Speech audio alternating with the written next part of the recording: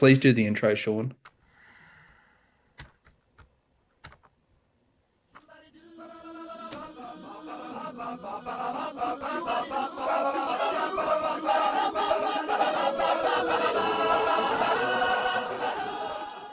Hello, guys. Hello. So, get in while the frying pan's hot.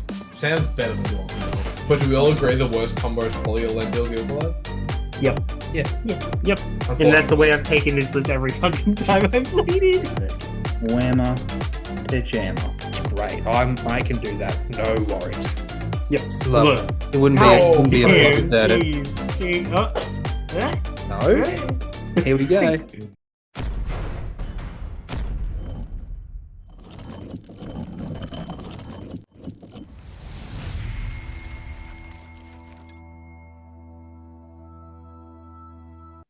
Hello, beautiful people. Welcome back to Mountain Goat Gaming. We are back with another faction deep dive. It is probably like a themed elf alliance day today, and I would say probably two of the biggest factions you could possibly think of. One is more theme, one is more meta at the moment, and I think you can tell which one's which. So we're here to talk about the dirty, the good, how to beat them, strategies if you do want to, play this army, and hopefully just kind of put a nice spotlight on it all. Before we get too further, please like, share, subscribe, bell button for the channel's growth. Thank you to Bard's Table and Oz Wargaming for sponsoring us and continuing to help grow the Australian SBG scene. Don't forget to use code GOATS with an S, capital letters, to get yourself a little cheeky discount or something free from Bards. Currently, they are phasing out the Hill Troll, and they're putting in the Santa and Helm from, I think it's Unreleased Miniatures, and that's Bard's Tables offering at the moment. One thing before we get started, make sure link to our Discord is in the description below. Be sure, if you want to chat with us, we're on a regular basis, get in on it. But otherwise, let's get into it. Let's deep dive. Before we get too far into the actual reading of the nitty gritties and stuff like that, give me your hard and fast of Last Alliance and then Battle of Fornost. Last Alliance, I think, does have a place. Yeah. I just think the way you build it isn't the way that you used to want to build it. The two High Kings being side by side for theme purposes, fantastic. Yeah. Sick. No worries. For optimal gameplay, I don't think you can always build it that way. Battle of Fornost. I've versed this army for a number of weeks now, and I have the shits with it. You want the podium? It's yours. Whatever game you're playing, it won't work. You can't defeat me. No, I know.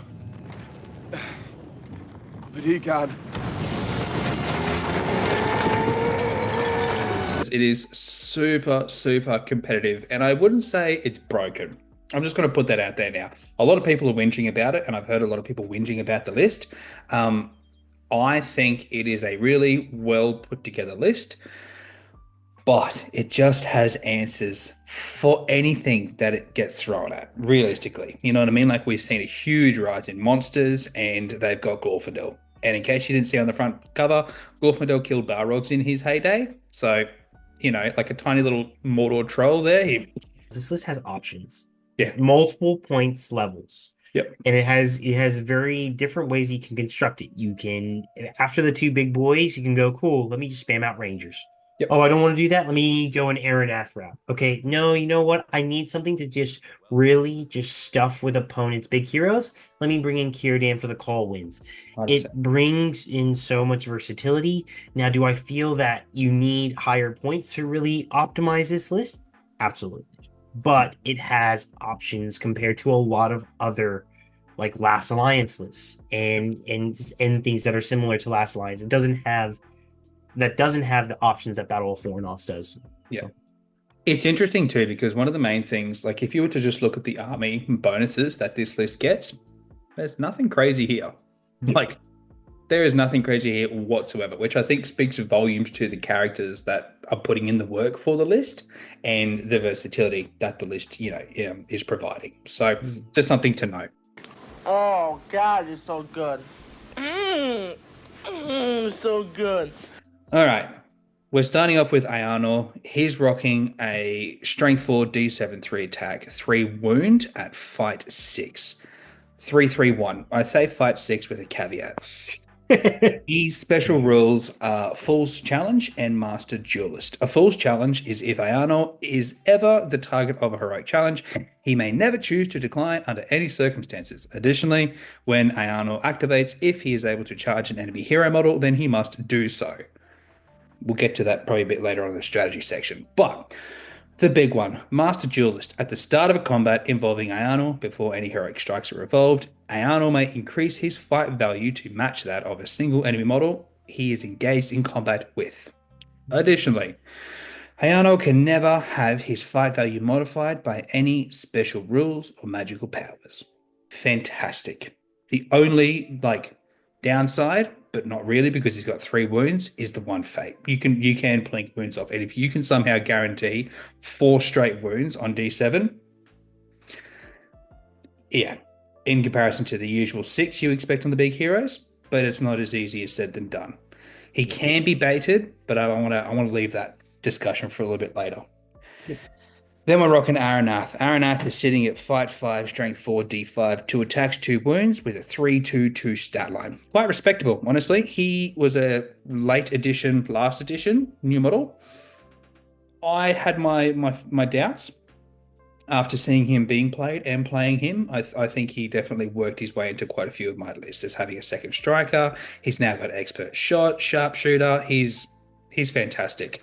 He does still have the Hatred Angmar, as I think he always should, and Remnants of Angmar. So, Aranath, there's not a whole lot of special, fantastic things apart from the fact that he then is a banner for the Dunedain models. That's his only, unique rule as per se, but he can take out horses. He's still rocking 2 shots with the expert shot. He's still solid. He does have strike. He does have heroic accuracy, so he can really help amplify your shooting in the list. Yeah, I think he sometimes gets left aside when we, consider what the next page is going to bring, but still nice to have the consideration, right? Yeah. Now we get to the good stuff. Yeah. Glorfindel was Lord of the Mid, as Sean would lovingly say last edition. Now he is Lord of the Buff because he has been buffed with Fight 8, Strength 4, D7 3 attacks, 3 wounds, and a 3-3-3. Man's rocking Armor of Gondolin, an Elven hand and a half weapon. He has Expert Rider, Horse Lord, Resistant to Magic, Terror, Woodland Creature, Hero of the Elves, and Lord of the West. Just to name a few. He has Heroic Challenge, Heroic Resolve, Heroic Strike, Heroic Strength. The one that I've left in here is the Armor of Gondolin. Basically, whilst he's wearing that armor, no enemy models, monster models rather, can do any brutal power attacks. He cannot be hurled himself.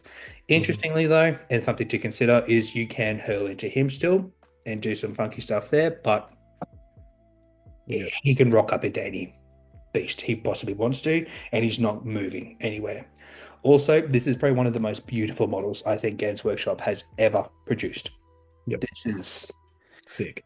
Oh my fucking god. Anyway, Horse Lord is cheeky, so I'm assuming we all know what the rules are for Horse Lord. Resistant to magic, he still has terror, and of note is Ashfaloth, right?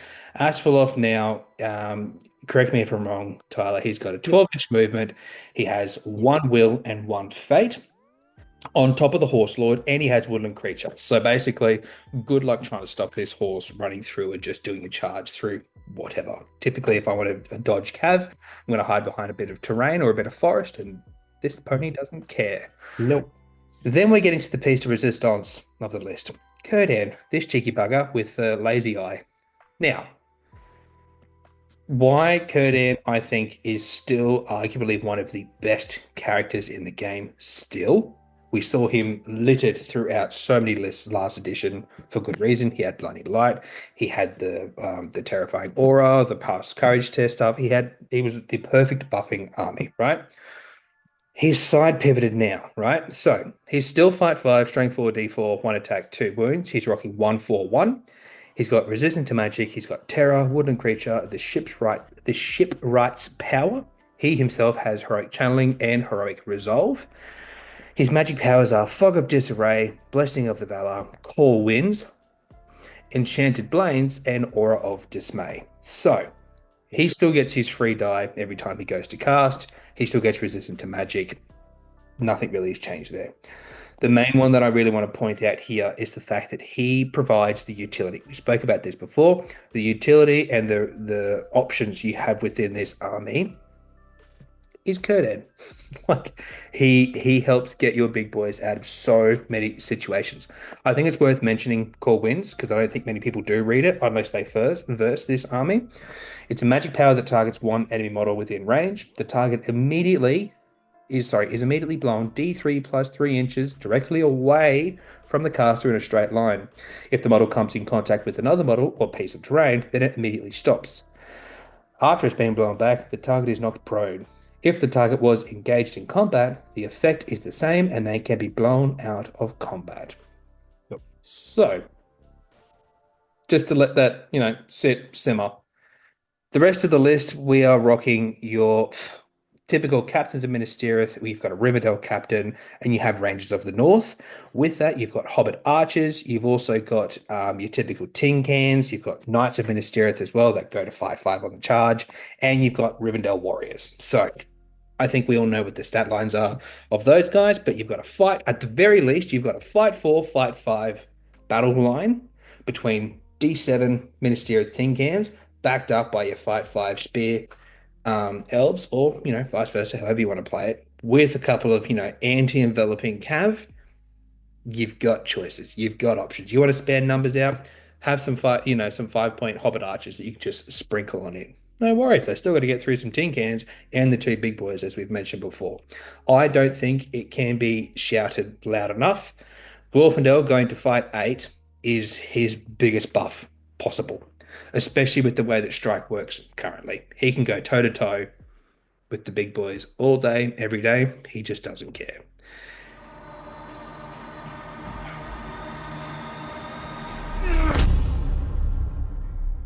Tyler, run us through the last alliance stuff. What do we got? Okay, so we got Elrond, fight 7, strength 4, defense 7, 3 attacks, 3 wounds, 3s across the board. He has his Hand of Fang, which is the +1 to wound against spirits. He still has his ring. Expert Rider, Terror, Woodland Creature. He has the Foresight ability, which is fantastic. Still Lord of the West. He does have Heroic Channeling. He does have Defense, which is actually huge in this edition.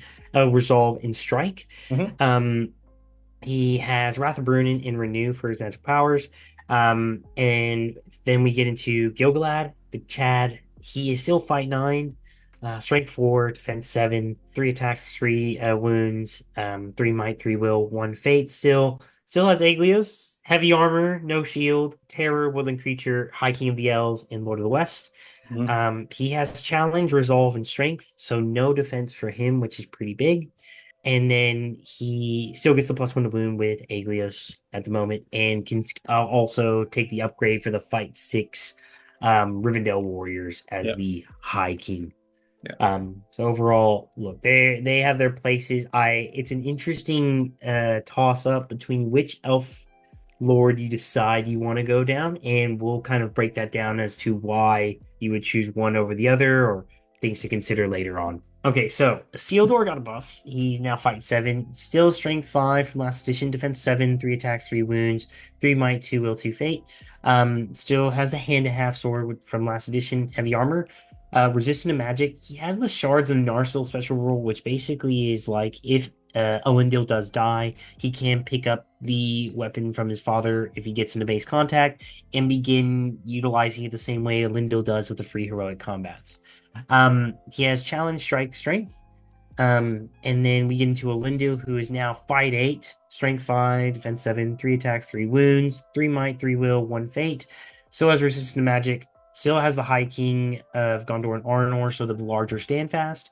Has challenge, strength, strike. And yeah, still has Narsil, so he still gets the two-handed ability without being cumbersome, with being cumbersome, and then gets the free heroic combats each fight phase. So overall, I think it's an interesting toss-up. I love Elendil. He's my favorite character in this game. I generally would say there's times where you may want to tank him, but now that he's lost his horse, 175 points is a big stretch in comparison Like, to some other heroes in the game. how much were you paying last edition for him mounted? 200 full kit. That's with a shield, by the way. That's with him going up to D8. Yeah. Like, look, the fight value, fight 8 in this edition is fantastic. It's the damage output and the consistency to actually get you kills every turn is the issue. Because you're already going to be down so much in model count majority of the times that you're putting any models from Last Alliance on the table. So you're banking on certain things going, and we'll discuss them later on, and then kind of go from there. But you're banking on certain things occurring to optimize Elendil. And this To round out the profiles of the Last Alliance, but you can also take Captains of Numenor and the Rivendell captains. Let's talk strategies overall. I feel like we've started with Fornost, then we've gone to Last Alliance. Let's keep that rolling. So Battle Gotcha. of Fornost. What? Did we just become best friends? Yup. You want to go do karate in the garage? Yup. This is what I've noticed. This is pure strategies playing as Battle of Fornost. Your two big boys have to stay together. If they don't necessarily stay together, they want to be able to ping pong off of something and then go hit a big thing. I'm exclusively talking about if you look across the board as, I don't know, an Angmar player, right? And I see a Balrog, I think to myself, I need to work to get the Balrog out. Yep. Or to reduce the Balrog from stepping over me. Battle of Fornost, I think to myself, okay, I'm just going to throw Glorfindel in here. I'll do a cheeky, some Enchanted Blades with Círdan, and then I'll just throw Arnor in. Bob's your uncle, right? Yep. Far out. And they do, and they will go in and kill everything. Like, let's just, rerun through what Glorfindel can do, because I think it's very undersold, right? Glorfindel himself has a hand and a half weapon, which means he can two-hand, so +1. Yep. He then has the ability where he fights monsters. You get the +1 to wound. A hero of the elves. So Glorfindel gains +1 to wound when making strikes against monsters. So we're talking +2 to wound, and he's got Lord of the West with 4 attacks going in. Yep. 4 attacks. me. Lord of the West plus a banner effect because you're probably gonna have a banner. Plus with a banner, plus your 3 might, plus Arnor, because if you're trying to take a big monster down, he can do that. Like, I versed a game where I had Azog, and I took Bog, and I took the 2 big trolls, and I took the troll brute. Like, it was 1,000 points, and I just wanted to put all the big boys on the table. In 2 turns, I lost both big trolls with nothing to say. They're fight 7, doesn't matter. Glorfindel comes in, he goes fight 8, oof, and he cleaned them up by himself. He just spent a little bit of might. He did heroic combat. He got 3 wounds, Lord of the West. He's like, I got like a 4 or some shit. He rounded up to a 5. And just onto the next one. Killed the troll brute because the troll brute's only like D6. And it's like, holy shit. He is menacing, right? He has a place. Now, I guess the main thing was I think, because you had said the biggest change was that +1 to wound and such for Glorfindel. The biggest change for me for Glorfindel this edition is the ability that 2-handing, if you roll a natural 6, is still a 6. Yes. That's, to be honest, is the biggest change for a lot of heroes in this edition. It means that you can still do the crunch of, cool, you know what? I do have 6 dice. You know what? And I have like 3 people by my side. They'll get the 6 for me. Fuck yeah. I'm just going to 2-hand. I don't care. I want to make sure that I'm going to kill something. And he now has the ability to actually churn and burn D6 and D7 plus troops. So if there are problems like dwarves or anything that is D7, he can go, you know what? I am going to 2-hand. I am going to risk it because I have so much might. I have so many dice. I'm going to try and really just crunch this turn. Yep. He has, Astalos in theory has 4 fate. He has 4 fate that he can utilize. Does he really give a crap if he bounces off of a shield wall? No. He just goes, okay, wound my horse. Try it. Yep. Don't care. You still have to roll to wound. Yep. So yeah, I definitely think Glorfindel's definitely got an upgrade. I think the counterbalance with Arnor being able to properly support him against a lot of things that do have higher fight values than Glorfindel makes it to where, yes, they can in theory stay together, but they're also great separate. they can function within like they still would need to be within a sort of arm's reach, but they can still function on opposite sides of a flank, which is very, very interesting, and I really do like that 100%. So I think this, like, so we've just spoken about how those two characters work in unison really nicely. They complement each other like perfectly. Yeah. The battle line looks like D7, Fight 4, backed up by Fight 5 elves, on top of elf, potentially hobbit shooting. Great. A cheeky, more like a small / single drop Ranger of the North is clutch. I think that you get to see where the army goes, then drop your two big boys, chef's kiss. Then, like how heavily you rely on your Gondor troops just not dying because of the change to shield wall. They don't die as easy as you want them to. They're rocking that D7 all day, every day. Yeah. The final thing is Círdan. yeah, He is there's a lot. Yeah, I want to go through some things. So, Fog of Disarray, especially in the scenarios current, getting a Fog of Disarray relatively early prior to any monsters coming into you is fantastic and needs to be done as a part of your setup for a lot of the longer deployment scenarios. -1 intelligence is so crucial. And again, if we're dealing with a problem of eagles, it makes eagles a lot less consistent in terms of being able to optimally hurl where they want to. correct. So that's already one problem. Then you have Blessing of the Valar. So if shit hits the fan, being able to spend 2 fate for Glorfindel and get them both back, in theory, because you're using one from Asphalloth and then one from Glorfindel, and you're like, oh, well, they both are the model, so they'll both take right back up. Yep. That's fantastic. Huge. Then you have Enchanted Blades, which is fantastic. We already know that. Aura of Dismay, it's a little bit hit or miss. If you have time, do it. Call Winds is freaking the strongest spell in the game at the moment. And Círdan is pound for pound the best caster in this game because of just this spell alone puts him above a lot of other stuff. I think that's what takes this list from an A tier to an S tier. S tier. 100%. He brought this from this list in this edition from that B plus tier to all of a sudden now it's like, yep, we're an S, because even the threats that you feel, oh yeah, I have eagles, right? I outfight majority of the time, or I'm the same, or I have the same damage output as Glorfindel and Arnor. Now it's like, do you? Like, Yep. are you always going to be in combat? Yeah. You sure about that? Why here? You want to set up for a Screech? That's fine. Try and set up for a Screech. It can play so many different ways because Círdan is there. Like, it doesn't matter whether it's eagles, if it's freaking Sauron, if it's the Balrog. It's an all around list that can definitely take. It just has multiple outs, way too many outs for a list that I'm like, oh man, like it just keeps piling on. And it's not the special rules, it's the actual individual profiles and being able to synergize them correctly. That's what makes this list just so good. You mentioned before the fact that Glorfindel can spend 2 fate and then he gets it, from Blessing of the Valor. Like, that's fine. Honestly, I'm throwing Glorfindel to whatever wins that are being called. Like, that's fine. I think that is so advantageous because of Arnor being able to be risky and consistently get his fate back. It's just the way that I would play this personally. He's still got 3 wounds, so like, you got to get through. You got to try beat the fight value, do the whole 50-50 because we've got elves in there as well. Like, I think Arnor, I would be more inclined to be a bit more like laid back with him.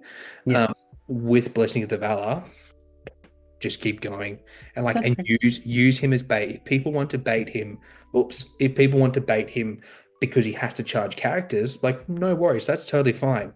But the same token too, you bait my character out, Arnor is going to come out. He's going to still take some resources out and off of you. So be it. That's great. I can do that. No worries. Yep. Yeah. I guess how with broken Kurdan is, man. yeah. Yep, We're I agree. So Arnor, I don't. The reason why I don't like being so like frivolous with him is he is your leader points, Yeah. and leader points is consistent throughout all scenarios. Yeah. Do I mind throwing Glorfindel into Schitt's Creek? Nope, Yeah. because I know that the 2 fate can constantly be regenerated if Círdan really has nothing else. I completely agree, but I love the fact that it then gets into your head. It's his points, his leader. He's only got 1 fate, and they'll overextend, which then I can just kind of potentially whack back or potentially do a heroic combat strike from Glorfindel, get him out of trouble. Bob's your uncle. You know what I mean? Or let's really go into it. Aarnor goes around. They overcommit this way. I call wins their biggest threat off of Aarnor. Oh no! Bam.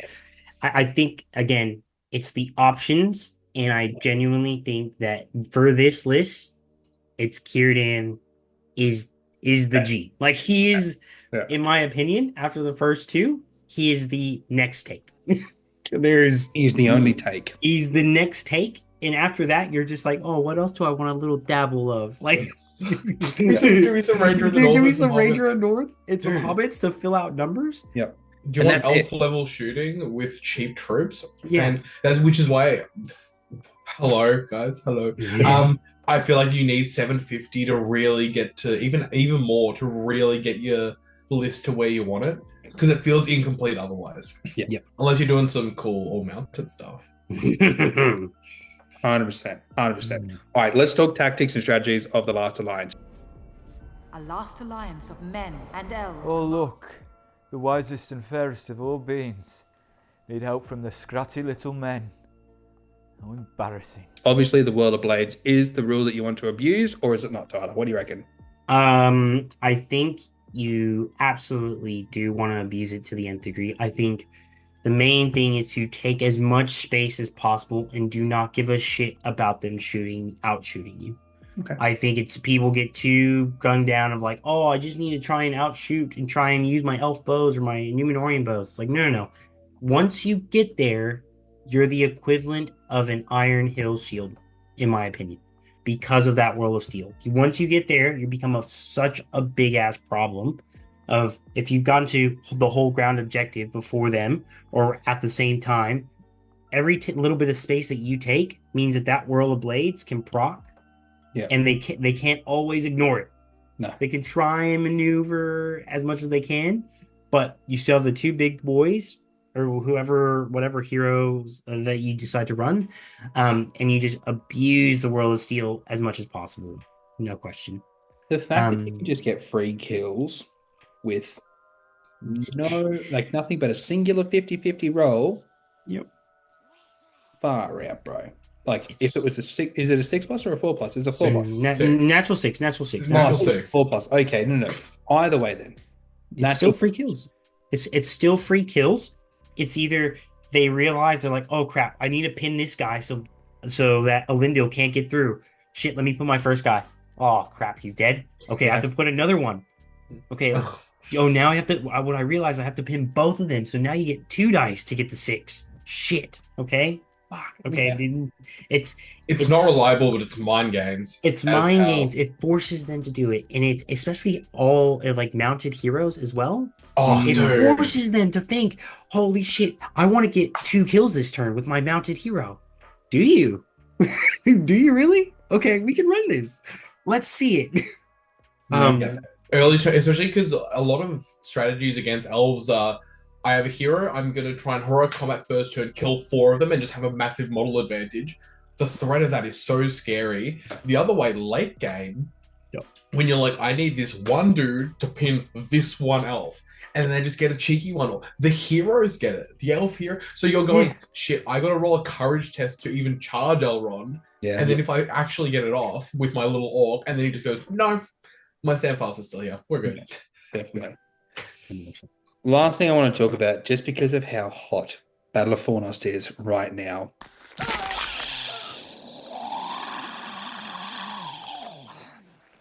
Oh no, not again. If you are someone wanting to do well at a tournament, you've got to prepare for Battle of Fornost, let's say 750+, right? It's going to be there. How do you potentially beat this list? I would say this is definitely one of the peak Apex lists right now. Without a shadow of doubt in my mind. Like, ways that I have tried to beat it is try to bait Ayano out and give Kurdan too many or no good options to call wins. So either bog Ayano, make him spend might to then potentially get back in to help Glorfindel. Glorfindel is so hard to flash kill, it's almost not, it's just not a thing. I almost leave Glorfindel. I just let him do his thing. Why? Because if I go in and I do a couple of wounds, let's say I do one wound and take all the fade off, who gives a fuck? It's Blessing the Valor next turn. Like, it's so, I've wasted energy into doing that when I could have killed the troops. You have to break the line. You have to get in and try kill Gondor troops as quick as you possibly can, right? Once you're there, if you can then try and work your way through that line, you're just going to jump back and play the mission. That's the only way, really, I consistently do well and beat this army. I don't know if you guys have mentioned it as well. It's not even worth trying to shoot Asphalt off because he just Horse Lords with his fate and then just regains it anyway. Regains it anyway. So yeah, Ayano is the key for sure. For me, it just depends. If we're playing the GBHL way, you go every freaking shot into Arnor to get that leader VP and dictate him to have to push, have to get, because this army does not move well. It doesn't have marches. It can get pulled out relatively easily if he goes, oh crap, I have to go full tilt now. And if you're constantly just shedding one wound, 2 wounds off Arnor prior to him coming in, it does so much work, and it causes him to have to play super cagey, or the opponent to play super cagey. And a lot of the times they will have hobbits to flesh out numbers, and if they're doing that, it means that when you've already forced them to move because you've gotten the leader VPs, it means that you can get a more optimal engage with your mounted heroes to crush into their D7, D5, or D6 battle line. And you just have to just burn might to crunch through and get that numbers advantage as soon as they provide you with an optimal charge. And they will. As soon as you get any VPs, if they're willing to just sit back and not and give you those VPs, to be honest, cool, you've won the game. And it's a shitty thing to say, but it's like, who wants to go into the two biggest heavy hitters in the game at the moment? No one's going to want to do that. Why are you asking me to try and charge across the table when I'm basically looking at the equivalent of what Gil-galad and Elendil were last edition? I don't want to do that. That's so true. And the only way they're going to get equivalent shooting to, or even close to you, is they've gone for D3 hobbits with 18-inch bows, and they're committing to D5 elves. Yes. You're loving that. Any strength 3 army is going, awesome, I can eventually just pop wounds through. You're mitigating the heroes however you need to, especially making Aeonos either scared, or if he goes into combat, he can't flop a fight. Yep. And he has to spend the might to do it, and you love that.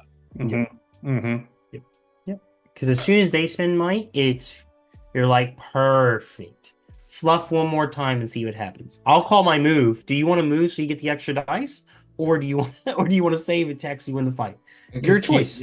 Kiden probably wants as well to maybe hold the might for to get that one clutch call wins, or a channel to get that call wins off. Because if that one turn when you hit them with a hero and he doesn't cast it, and you just get a sick, either the combat strike or even just combating into 4 dudes. They don't have a lot of models. That's a massive swing. Yeah. Yep. 100%. So the main thing I'm taking away from here is they've got squishy target for the shooting. Target Ayano, put pressure on Ayano. Once you've done that, go for squishy stuff to help the breakpoint. And let's not forget, Kurdan does not have a blinding light anymore. So he's also just a squishy too.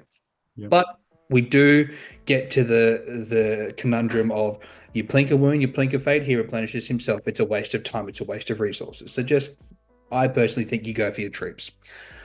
I think we've spoken about Battle of Fornost for more than enough. Is there anything else we can talk about for Last Alliance? Not really.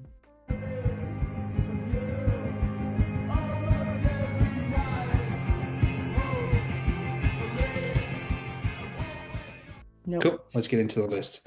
We're starting out and we're getting into the two versions of the Last Alliance. I'm going to hopefully put us down the bottom here so we can see a bit clearly. So, Tyler, these are your babies. Run us through them. Okay, so we have two different variants, and I guess we can each of us vote which one they would prefer to field. So both 700 points.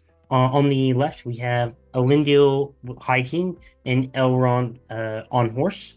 It's basically a variety of different equipments, but it's roughly, 10 bows, and a lot of shield and spear Rivendell warriors, and a lot of shield and spear Númenóreans. It's one of those things where Elendil still being able to be that infantry maneuvering constant piece is fantastic. As well as Elrond coming in with the foresight points with a possible magic potential, and still having the horse to provide you with some killing potential of just constantly being able to breach through a battle line semi-reliably. And he also can still two-hand all the same as Glorfindel as well. At 700, it's a bit of a stretch because it is only 31 models and you're only taking the two heroes, but you're hoping that the foresight points that you accrue allow for you to take advantage of not having as much might as your opponents would. And then we get into the other list. It's instead of Elendil and Elrond, it's the other guys. It's Gil-galad and Isildur. You're maxing out as many Kingsguard as you can. And Isildur is just basically bringing in the 5 across the board of just Númenóreans with a variety of equipment. Isildur is still there for the crunch factor on him being on his horse. Still strength 5, so he can actually breach D7 walls. And still has a hand and a half sword, so he can still two-hand and at least give you that +1 to wound potential. Gil-galad still fight 9, and he's just there. He can just be a stall tactic. Doesn't have to do much. Stall tactic gives you the proc of, if you charge into him, cool, let me get that 6 to free up my guy. Okay, what else are you going to commit to him? And the differences between the lists, obviously you have the fight 6, but you don't have the priority manipulation. You have the same amount of might. It's an interesting call which way you would want to go. Gil-galad or Elendil. I find Elendil is a little bit more reliable with actually getting kills and constantly providing tempo, and can still strike. But again, Gil-galad brings his still fight 9 automatically and still brings the Kingsguard. So it's an interesting toss-up. I'd be interested to hear y'all's thoughts on what you would feel, or what you guys would pick, in a sense. It's so tough. I've gone back and forth the whole time. I haven't heard a thing you've said. I'm just going like this. The one on the right feels more reliable. I like the model count. I feel like there's a bit more D5 and D6. And I just think Isildur is just such a great model. He's just so nice. And not even just breaching D7. There's so much D5 out at the moment. Yeah. Dale, Scouts, all that D5. Love to crunch through that. Even Kandum. Just orcs, whatever you need to. But I will say there is something to be said about foresight and free combats. It gives you so much control. The question is, what are you doing with that control? Yeah. Yep. It's like, yeah, it's cool to win priority or like forcing your opponent to call heroic moves, but it feels more like, I'm using this to get even rather than using it to get ahead. Yep. Fight 6 is pretty great. Fight 6 there's so many things in this current meta.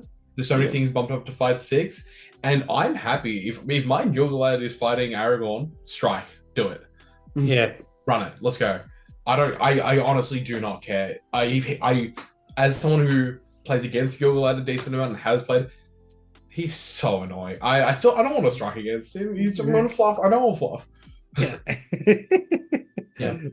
In my mind, I think it's the Gil-galad older version over the Elendil one. I love Elendil. I think he can definitely provide tempo, but I think Gil-galad still having the +1 to wound with the attacks in fight 9, he still can. And like I said before, you still have to be selective with where he goes. You can't just be frivolous and piss him to whatever you want. really think. I personally would go for more D6 in the line just to hold, to let the boys do more work, but that's just my preference. 10 bows is still great, but you want to be getting into people's faces. Otherwise, there's no point. It's more the threat, because if they even have just like, or even some lists that are kind of on the edge, you can at least force them to go, hey, let's just meet in the middle. Let's just fight. Yeah. There is something to be said. Elrond to Isildur, you get the double-mounted heroes, and you get the ring. Yeah. Obviously not as good as previously, but it allows you to do some funky stuff, and it makes your opponent have to think about it. True. It does. But obviously, you lose something either way. You lose tempo, and you lose the fight six. Either option, you end up losing something, and you're just like, you're missing. If you felt that the Elendil Elrond was already playing sort of read and reactive and defensive, Isildur and Elrond will play even more read and reactive. But do we all agree the worst combo is probably Elendil Gilgalad? Yep. Yeah. And that's the way I've taken this list every fucking time I've played it. Let's round this out. We've got Battle of Fornost on either side. So let's start with the 800-point version. So we're rocking 37 models. So we look at, the last alliance at 700 points. We had 34 models. This one's only 3 extra. But Iona with all his toolkits. We've got banners and tin cans for days with 3 knights. We've then got Glorfindel with Asphalov. He's got a Riv banner with a couple of, Rivendell people. Círdan with more elves, and 2 Rangers of the North with 7 hobbits. 13 bows in total. 9 might. Plenty of stuff to go around. I feel like in the strategy section, we pretty much covered everything this list can do and has done.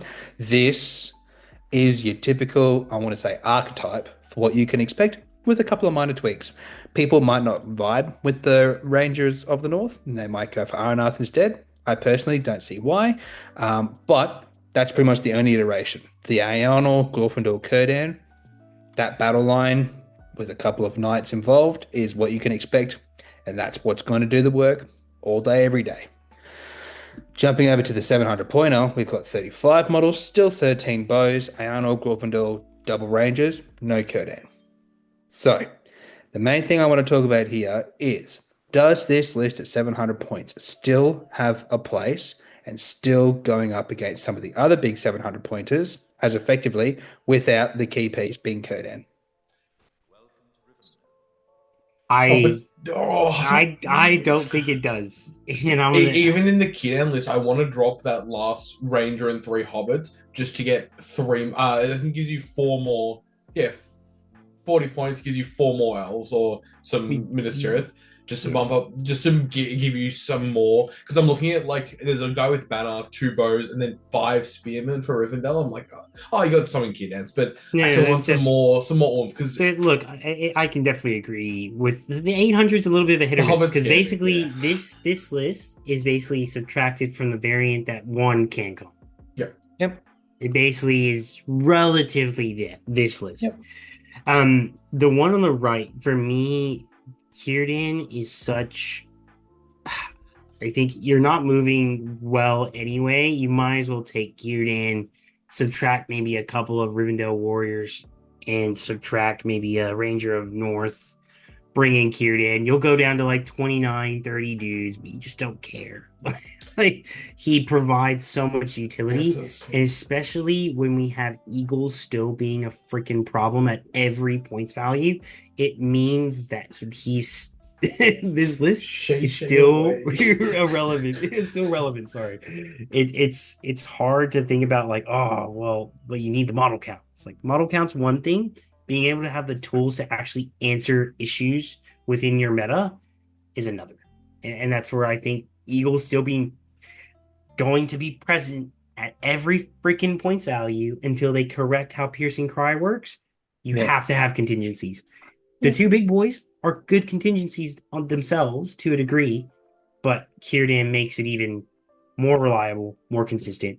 And again, it's not just the Eagle problem. It's any big hero problem that he then solves, or any monster problem that you're like, I just don't want them getting optimal hurls. Let me fog, disarray, make sure that their intelligence checks when they try and roll are shit. That to me is just huge. Especially, there's lots of aura heroes at the moment as well. So like Ugla giving the +1 to wound once he kills an orc, send him back, make him prone, he won't fight, and the 6-inch bubble moves away. True. Thrall with his 6-inch banner. There are other Aragorn with fight value or a banner if he's LSR or in Aragorn calls bloody for Frodo and then gets pushed back. Irolas +1 to wound thing. Get Legolas out of combat and go prone so he can't shoot. There's so many uses. Yeah. And they're all beneficial for sure. Yep. That last little section sells me because when I think about big heroes and monsters as per se, like even versing eagles with 700 points, I think you can still clap 2 eagles a turn comfortably with 2 boys. Yeah, because you look at the Ayana and Glorfindel and you know my big heroes can deal with a lot of other big heroes. But what if they don't have to? Yeah. What if they just go, nah, we're good. Yeah. Yeah. That's so fair. That's so fair. Is there any other points? I feel like we've pretty much hit this. I think we've hit talked this. it and talked it home. Thanks for watching. Please don't forget to check out our lovely sponsors, The Barge Table and Oz Wargaming. From me, from Tyler, from Alex, have a good night.